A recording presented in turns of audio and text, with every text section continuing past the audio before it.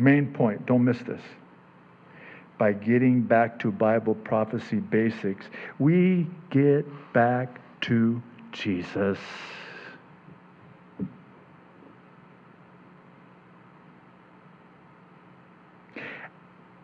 And in so doing, Jesus will get back to his rightful place where he belongs in the first place.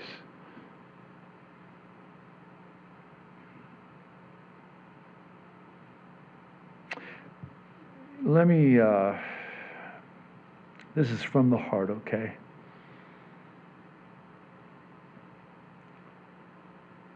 I'm at a point in my life where I'm experiencing the deepest, most unimaginable pain in my life. But it's also a time in my life when I've been the closest to Jesus than I ever have before in my life.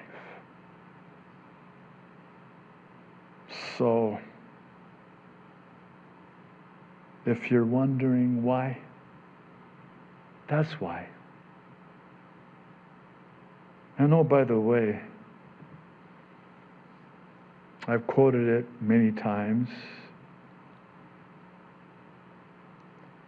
You'll never know Jesus is all you need until Jesus is all you have. I don't have my wife anymore, but I have Jesus. And he's closest to the ones who have their hearts broken and their spirits crushed.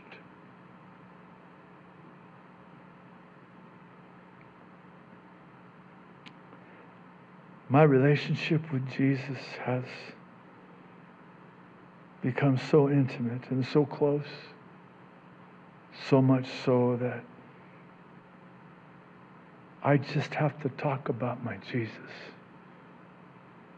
And I can't talk about Bible prophecy without talking about Jesus.